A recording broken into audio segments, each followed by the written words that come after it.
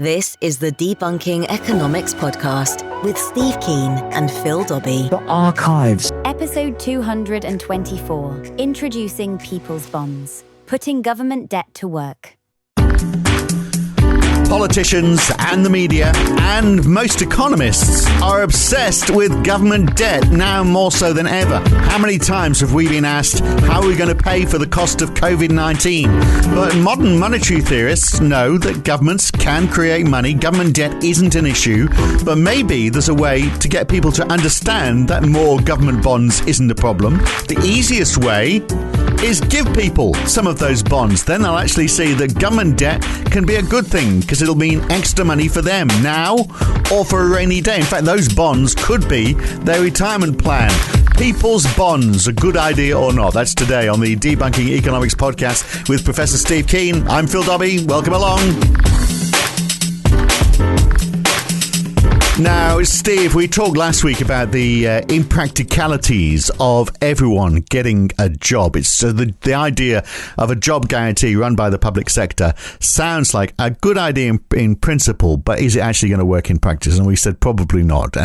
What would we do now, for example, when there are so many people who are going to be unemployed? Would you take an airline pilot and teach them how to do plumbing? And, you know, how many plumbers do we need if that was the case? Instead, there needs to be, and we talked about this last week, some sort of halfway house, which would include some sort of universal payment to keep people alive and to keep them spending when work isn't available. And if we assume that automation is going to become more prevalent, then there are, in the future, we'd assume, lots of people who just won't have jobs, or at least full-time jobs. So that's one issue. Then we have the other problem, that when the government spends more than it taxes, we see that as government debt, and we assume that that's a bad thing because we've been conditioned to think that way. But as we've discussed numerous times on this podcast, a government surplus is in effect taking money out of the economy. It's taking it out of the private sector. A small deficit is a good thing. And right now, of course, a big government deficit is a necessary thing. So why not put those two things together, people's perception of government debt and how we need to shift that, and the need for money to pay for people who don't have much or who don't have jobs. And that's the idea of a people's bond. We know that government debt is issued as government bonds. Usually they're sold on the open market. Sometimes they're bought by the central bank as quantitative easing. Why not have the central bank or the Treasury issue some of those bonds as people's bonds, which we give to everyone? So a proportion of the total debt issued goes to people. So people can then use it as an investment if they're flush with money, or they can sell it if they need cash. Not a bad idea, is it? Yeah, I mean, this is the sort of thing which the whole spectre that we've created about government debt is because we think about it in terms of our own debt. And of course, if you owe money to a bank, you don't tend to own the bank you owe the money to. I mean, Donald Trump might, or maybe the bank owns him. But for ordinary human beings, when you're in debt to a bank, you're in debt to an independent entity, which will, if you don't pay the bill, will if it's a mortgage, kick you out on the street. It'll pursue you for the money. The government's in a very different situation, because the central bank is an element of the government, and in fact, when it pays dividends, it pays them back to the Treasury. So you effectively have a government being this unique institution, which is its own bank. So its debt is nothing like the debt that you and I owe, ordinary human beings or firms owe. It's something very, very different, but we still think about it the same way. So this is one potential way we could say, well, it's not that. We're just going to, we can self-finance, and we're going to give you the benefits of the self-financing. Yeah, a chunk of it. I mean, I'm not saying it's, all government debt suddenly finds itself in as an asset for people, but as a proportion of it, it would certainly shift thinking, wouldn't it? And then it becomes another instrument, doesn't it? So, and the beauty of it, I think, of course, I'm talking about my idea here, so of course it's beautiful. But the beauty of it is that people are getting money when the government is issuing debt. So obviously it's at a time when times are tough. Yeah, well, at the moment, times are extremely tough, as we all know. Yeah. And so now would be a great time to introduce it. They're tough. I mean, tough for workers ever since levels of private debt got out of control, because one thing which turned up in my modelling of Minsky's financial instability hypothesis, and then had the temerity to turn up in the real world data as well, is that as you have a rising level of private debt, even if it's the firm sector that's borrowing the money, even if the firm sector is borrowing the money just for investment, which is a productive use of debt rather than for speculation, in those cases, it's actually the workers who end up paying for the high level of debt. They have a fall in their income share over time. I can talk about that if we need to elaborate it, but that's just one of the outcomes of my modelling of Minsky, which turns up in the real world. Workers have been getting less and less and bankers more and more, and it's all been driven by the increase in private debt. So what about if we potentially use that the government's money creation and the government's creation of bonds to cover that money creation?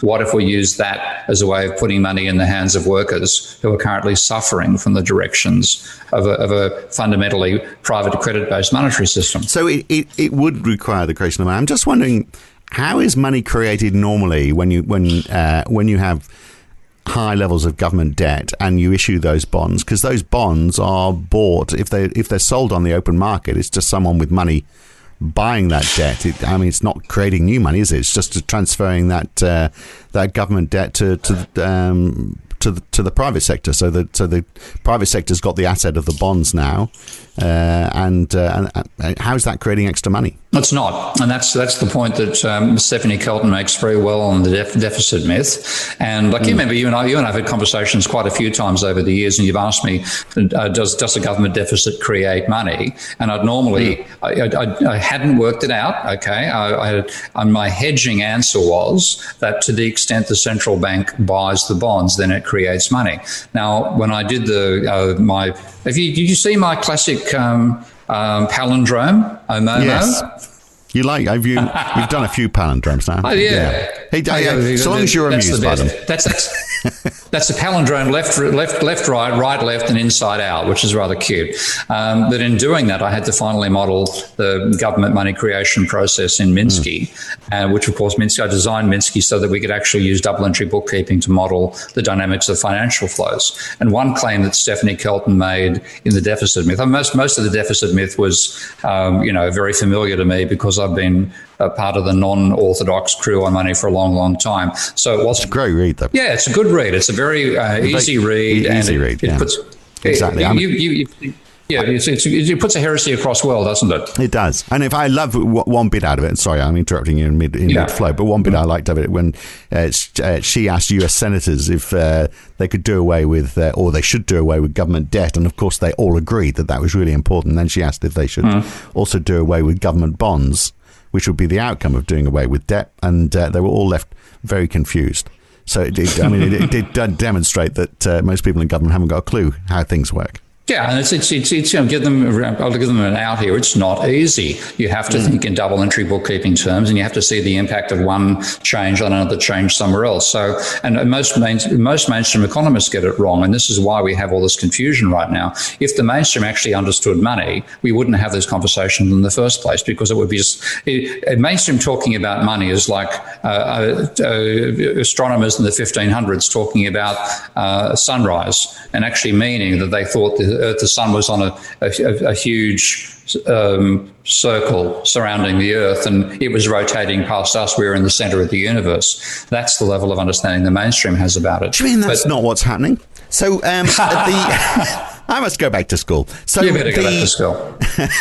But so if the money's not being created, but we are passing some of it over to the workers, if you like, I hate using that expression. Yeah. But doesn't that mean that that we are in effect rebalancing the economy a little bit? So the money that would have gone to the finance sector is now finding itself in public hands. And that's why I like the idea, because if you, again, looking at the whole issue of how money is created, the essential feature in a general sense that's necessary for money to be created is the transaction you're talking about must operate on the asset side of the banking sector and also the liabilities and equity side. If you have something just on the liability side, that's like me buying your microphone off you.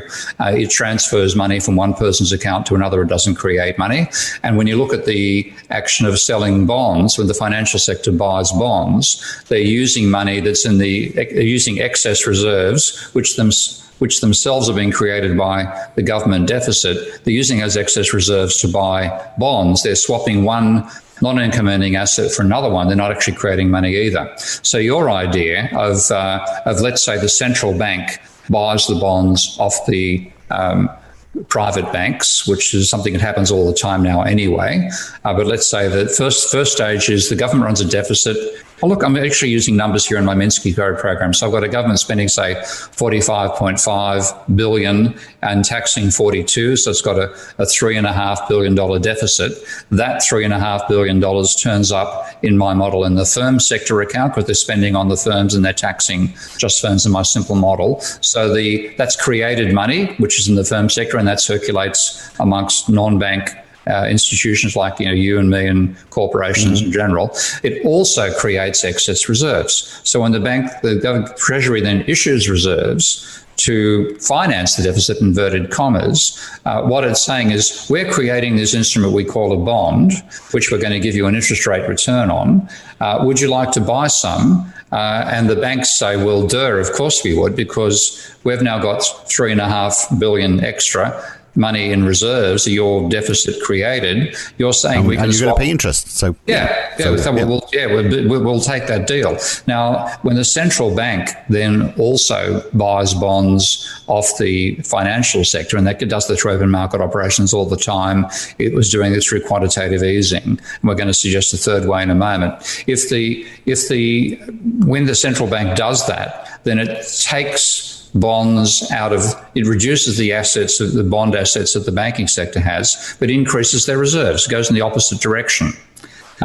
Which, if the banks actually want to get their money out of reserves because they're not earning any interest there. So the central bank buying it goes against what they want. But if the central bank did that, and therefore it bought bonds so that it was now holding treasury bonds, it could gift those to the workers. It'd take a hit to its own equity to do that, but that's fine because the central bank, as the Bank of England itself has said, can operate with negative equity. But if the central bank then said, we're going to gift these bonds to the workers, then its bonds would fall, and it would be giving bonds which would turn up as a gift to the workers in the model. And just as there's a negative hit to the equity of the central bank, there's an identical positive increase to the equity of workers. Right, but that process where the central bank is doing that, that is increasing the money supply at that point, isn't it? No, it's not. No, because it doesn't change the money supply because it's the bond. When the central bank buys the bonds off the banking sector, then that is transferring money out of the bonds asset that the banks have back into the reserves again. So there's no change in the assets of the banking sector. Remember the point I said is that if you're going to create money, you've got to have an operation that occurs on both the asset side and the liabilities and equity side of the banking sector. Now, the Treasury selling bonds to the banks, all on the asset side. The central bank buying bonds off the banks, all on the asset side. If you then have the central bank gifting these assets, the bonds, to the workers, that doesn't even go through the banks at all. But when central banks are buying bonds from other banks or from financial institutions, whenever they're buying bonds, that tends to be QE, doesn't it? And that is increasing the negative on their balance sheets. They're basically their balance sheet is worsening whenever they do that. So surely the central bank? Yeah. No, it's not. No, it's not. So why do they keep on talking? So why do I keep on seeing graphs showing that the balance sheet is worsening every time that we see QE increasing, and they talk about rebalancing the balance sheet? No, because if the central bank is buying bonds from the banks, and that's increasing an asset of the central bank, which is the bonds, it's increasing the reserves of the private banks at the same time. Right, when you take a look, so that's a balanced operation that doesn't have any effect on the equity of the central bank at all, as in fact, because its assets rise and its liabilities rise at the same time. But for the banking sector, what that means is they have less income-earning bonds and more non-income-earning reserves. And that, therefore, there's no change in the money supply through QE, but it then gives the banks excess reserves, which encourages them to try to find a return on those reserves, and that's where you start getting share purchases. They're very complicated mechanisms to lead to it, but in terms of the mathematical impact, no increase in the money supply, but extra money that's not earning income for the bank, so it encourages them to get out there and speculate, which is what they've done, driven up the American stock market in particular. But your idea of gifting the bonds to the workers, with the central bank was the one doing the gifting, then the central bank's equity would fall by the scale of the gift, and the equity of the workers would rise by the gift. And right. I know which side, because the central bank can operate with negative equity. It doesn't really matter to it, but the workers getting more positive equity, that would be a vote winner. Well, and it's taking money out of the finance sector and out of central banks and into the real world, where the velocity of money is going to be so much faster. So that's got to be good for the economy as well, hasn't it? Yeah, there's a whole lot of secondary effects that I haven't tried modelling yet. But one of the major factors that I've noticed in looking at economic statistics is the decline in the recorded velocity of money. Now, the velocity of money itself is a inherently badly defined concept, because we simply, to calculate the velocity of money, they simply calculate GDP compared to the money stock, and the ratio is what they call the velocity of money, as if that turnover of existing money is all that's actually enabling purchases to occur. But as you know from my infinite number of conversations, you don't just buy with existing money, you buy with newly created money as well. So, and you simply can't calculate that easily unless you actually had real raw data to say that this was purchased with a credit card or a mortgage. You cannot distinguish whether it's new money or turnover existing money that's enabling a particular purchase. But what we have seen with this makes sense to me intuitively. I've still got to try to dive into the mathematical logic of it. But over time, the recorded velocity of money has been plunging. And one good reason for it is that people's response to being in debt is to try to hoard, hang on to money, to try to pay their debts. But when you hoard, all you do is slow down how fast it turns over. You don't actually increase the amount of money. So it's the rising level of private debt, I think, has been a causal factor in the declining velocity of money. Now, and that's because people feel themselves in substantially more negative equity given the debt they're carrying. So if you did something like this, which would giving positive equity to the workers, that would actually reduce the encouragement to get out there and gamble and speculate, and could possibly increase the rate at which they spend because they're more comfortable about it. You get a double benefit for the economy. Well, it's spend or save, isn't it? Because, if you're issuing the bond, they've got the choice. You can either you can hang on to that bond, which is in effect saving, put it towards your retirement plans if you're worried about that, or if you need the cash, then sell the bonds and cash it in, and then you have the money. The thing is, it's a bit of a leveler, isn't it, of income, and it's happening at a time when we're seeing an economic downturn. Yeah, and this is the overall tendency in the system is for the people who rely upon a wage. They're the ones who suffer from increasing financialization of the economy. The driving, this is actually quite intriguing. Marx got this right back in 1867 when he was speculating about a circulation system of booms and busts in the economy, quite out of character the rest of his work and volume 1 of Capital. And he finished up by saying, to put it mathematically, effectively the level of investment is the independent, not the dependent variable. The workers' wages are the dependent, not the independent variable. And he's right. Fascinatingly enough, when you put the mathematics together, as I've done in my model of Minsky's financial instability hypothesis, the increasing level of debt directly causes a decline in workers' share of GDP while having no effect on capitalists. So the increase in private debt, which we've allowed happen over the last 40 years, has made workers worse off, and this would be a mechanism to make them better off. What would have to happen, of course, is that the government would have to get accustomed to the fact that government debt was normal. that. And this is there's one thing I want to actually write a blog post on this at some point soon. And rather than asking how will we pay for COVID, ask for how did we pay for the Second World War. And when you look at what happened, the UK's deficit in 1940 was 40% of GDP. America's deficit in 1942 was 30% of GDP. How did they pay for it? It's exactly the same mechanism Stephanie's talking about in the deficit myth. They simply, when they spend more than they put back in taxation, they create money. And then when they issued the bonds to finance it, the war bonds, which, how do they pay for the war bonds? The deficit itself provided the money that enabled the financial sector to buy the war bonds. Now, if those war bonds were then bought by the public, which is the sort of thing you and I were talking about before we recorded this segment, then that actually destroys money. So if you sell, if rather than the bonds financing the war, the bonds take money out of the private sector. Now, if you think about, say the workers buy bonds off the banks. Well, they've got to hand money over to the banking sector, which means their deposit accounts fall. The banks will only do this so they make a profit on the transaction. They'll do it. And so the assets of the banking sector fall as well because bonds they own have now gone across to the workers. But that's actually reduced money in the private sector. So far from the bonds financing the spending, they actually reduce the capacity of the private sector to spend. And then on top of that, they've also reduced the velocity. So they've, double whammy. But it could reduce the velocity. But it's, in other words, selling the bonds didn't finance the war.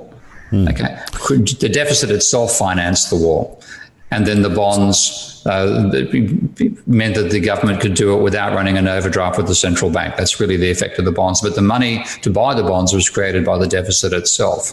So, but all this stuff is benefiting the financial sector and not benefiting the workers. And what you're saying is, let's find a way to do it for the workers as well. Turn it around. Exactly. Yeah. What does it do though if you have a certain percentage? I'm not saying obviously it's all government bonds are given to the people. I'm saying it's an instrument that central banks can use. But what does it do to interest rates if in effect you say, well, hang on a sec, this has been given away for free? Does it devalue the value of bonds? Does it influence? I don't know the answer to that question. I also raised as a second question, should we do away with interest rates as part and parcel of this? Is the actual instrument of... The interesting thing is interest payments on bonds create money. Yeah. And this, again, is something I only worked out by doing the Minsky model of modern monetary theory in my OMOMO paper. Because if you pay interest on bonds, and let's say you're paying interest on bonds to the banking sector first off, then to pay that interest, the government, the Treasury has to borrow off the central bank to finance it. So and they then pay the interest into the reserve accounts of the banks, and that money also goes into the equity of the banking sector. So the bank receives the interest payments, and that means its equity rises. Its assets have risen as well, which is the reserves. You've created money. So interest payments by the Treasury on bonds is actually one of the major forms of money creation. And I don't know that modern monetary theory realises that yet. I've got to check and see with Stephanie and Scott and people like that to see whether they're aware of that. But so if you then had instead interest being paid to the workers, then that would be the same sort of thing. The bonds that the workers own would now receive interest to pay the interest. They put it into the bank accounts of workers. And that would be matched as an increase in the reserves. So you'd be creating money as well by doing it. Well, you'd also want, the workers want interest as well. If they're hanging on to their bonds, they want to see it. That's their source of income out of all of this. And there's a question then about whether, and we can come back to this question because I've got another one. I'm going to give two questions. So we can go off this conversation now, can go in two angles. So one is that do we keep the interest rates set at a set level? Rather than fluctuating? In other words, do we need an open market operation of interest rates, or do we just say whatever it might be, 2%? Because the instrument of the central bank is changing somewhat, isn't it? They're using interest rates to try and control the market. But with this new instrument, should they be saying, okay, well, one of our key things is to ensure that there's enough money in circulation and the economy is functioning properly, is how much money we give to people in people's bonds. Yeah. So, so that's question one. On the other side is maybe this is also an instrument for how we pass pensions on to people. So we say, well, okay, your pension is going to come to you in the form of bonds. That's quite feasible, and And one thing I find intriguing is going back to the 19th century and looking at all the old romantic novels, Wuthering Heights and so on and so forth. And in those, the women who had to find themselves a well-provided husband in the class structure of the UK at the time would actually discuss the acreage owned by the potential husband and the bonds they owned. Mm. And the bonds, we're talking it's various times in the 19th century. Of course, this is when England was the dominant empire on the planet, of course. The level of government debt, inverted commas, reached 300% of GDP. Nobody batted an eyelid because that was money created to fight Napoleon, money created to invade India, etc., etc. And that money was is created by government spending, and then bonds provided a finance for it. But the interest on those bonds was a major form of income for the ruling class of the UK. Yeah. So take that and apply that to everybody. Then you've got a pretty good system of distribution for pensions, haven't you? And rather than pensions being tied up in companies or being sitting in the government, it's already out there because it's been issued as bonds to people.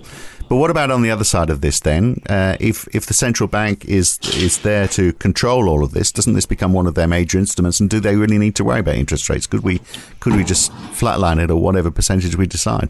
Well, the whole interest rate thing is another topic we should spend an entire podcast on. But the belief that you can control the economy using interest rates is a classically neoclassical vision. And if you can trace it right back to John Hicks, with his misinterpretation of Keynes called the Mr. Keynes and the Classics. And if you read Keynes, and by the decades later, Hicks admitted that the model he put together had nothing to do with Keynes. It was actually a diagrammatic version of something he'd been working on in 1935 before Keynes even published the general theory. But in that model, Hicks ignored expectations. So he basically assumed you knew the future. If you knew the future, you knew what investments were going to make money, you knew how much money they were going to make, and the only thing that could change the putative value of an investment was the interest rate.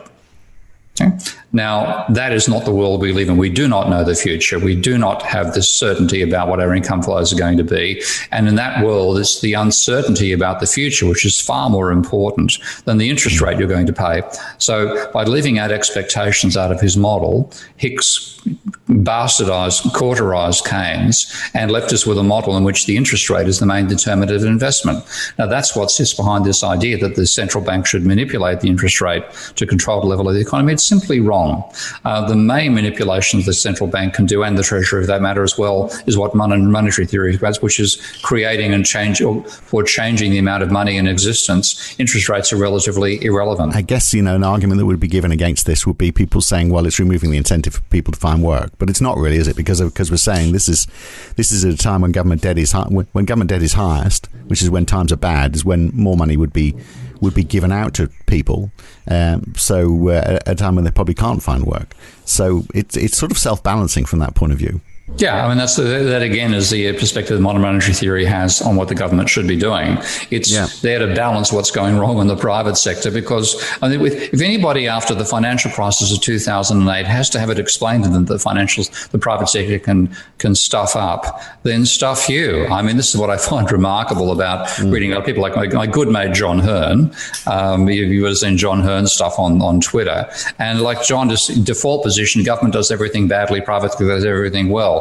I'm sorry, the private sector did the 2007 crisis. There are some things it does very badly because it gets into euphoric expectations, gets far too much debt committed on nonsense projects, and then expectations aren't met and you have a crisis. So in that sense, you need a bit of a calming influence, and the government's capacity to create money, something which balances that euphoric tendency in the private sector. So if we look at the role of the central bank, I mean, there's a couple of things central banks are there to do. One, obviously, is to ensure that the stability of the banking sector. But the other one, obviously, is to ensure the slightly more important job of the stability of the economy. And following this process, if we did have no fluctuation in interest rates, if they were just set at a flat rate, whatever it might be, 1.5%, 2%, for example, then the central banks would only have the ability to buy government bonds from banks and decide how much of that they want to buy, and then determine how much of that they then want to pass on for free, in effect, to the broader public. That would be their instruments. Is that enough for them to work with? It's certainly more powerful than interest rates. They operate much more directly, creating money, and where you create the money is far more powerful and far more direct influence than monetary policy. Even as rabid and neoclassical as Milton Friedman, one of his most famous comments is about talking about long and variable lags in monetary policy. And that's dead true. If you try to change interest rates, first of all, you've got to do it by a huge margin to have any serious impact. That's what Voeckler did back in the 1980s. But secondly, it takes time for that decision to rock through the economy. If you make a big enough change that it's really going to change the calculations that companies make about what's a profitable investment, what's not, then you've got to wait till the boardroom decision is made and implemented before you see the impact. But if you create money in the hands of workers, for example, as your suggestion would do here, the next day the workers can be spending that money. So the speed of fiscal policy in that sense, which is what this amounts to, is much faster than the speed of monetary policy, where you define monetary policy as just varying the interest rate. What does it do for banks? Because banks obviously cannot change their interest rates either. If I've got a load of bonds and I know that they're going to pay 2%, whether it's been fixed or not, that's the rate associated with that bond. I know what yield I'm going to get from that bond for the life of the bond, or I know what I'm going to get at the end of it anyway. Obviously, it's going to fluctuate on the open market. Then that reduces the ability for banks to say, well, we're only going to pay you 0.5% interest on your savings account, because people go, might as well just buy more bonds off people. There's loads of people who are trying to cash them in because they need the money. Yeah, I mean, this is one way in which government policy in general affects what the banks can do. And the banks have also got, they've got their own cost of funds to worry about. They've got their own, if inflation is high, they tend to put a markup on the inflation rate as well. But generally speaking, the banks are constrained by what the government sets as its policy. And this is actually something you can find in Adam Smith. Adam Smith was in favour of government controls on the rate of interest. And the person was putting the free market attitude that there should be any rate and no controls at all over what he called, the inverted commas sarcastically, the crying shame of usury, was Jeremy Bentham. So Smith was actually in favour of controls on the interest rate. Well, there we are. So, okay, and you could see this. I mean, this would decimate the banking sector. Obviously, it would. There would be a lot less money swirling around in the banking sector. Huge opportunity for people who want to trade bonds. So, I'm imagining that, for example, there would be lots of apps for people who are wanting to, who've been given these bonds and want to get rid of them, and other people want to buy them. It sort of creates a whole new market there, which is not necessarily a bad thing. Yeah, it doesn't actually destroy money, by the way. Again, this is an asset swap. The central bank buying the bonds off the banks doesn't change the amount of money in existence, because it's an operation that happens on the asset side of the banking sector's ledger. But yes, once the bonds existed in the hands of workers, then you'd have another secondary market, and the workers could be buying and selling the bonds. And those sorts of operations, for example, if the workers buy bonds directly off the banking sector, that reduces the amount of money. So, you have to, again, this is one reason why when I listen to mainstream economists waffling on about the impact of government deficit, I know they haven't modelled it the way that I do, because they don't have a tool like mine, and they wouldn't. They have none of them. I don't have to get a contract from.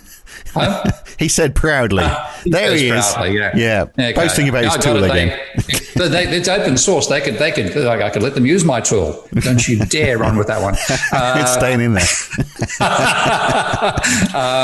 But they don't even know that they should be modelling money in the first place. So when they make their pronunciations about the impact of government spending on the economy, they're talking through their bleeding hats. All right. Well, look, we'll leave it there for now. Look, if in a year's time the world hasn't moved on and governments are getting deeper and deeper into debt because this virus is not going to go away, maybe there'll be some more air to this sort of thinking. Maybe people will start to go, well, government debt is now so huge. What do we do about it? Because something's got to shift, hasn't it? Yep.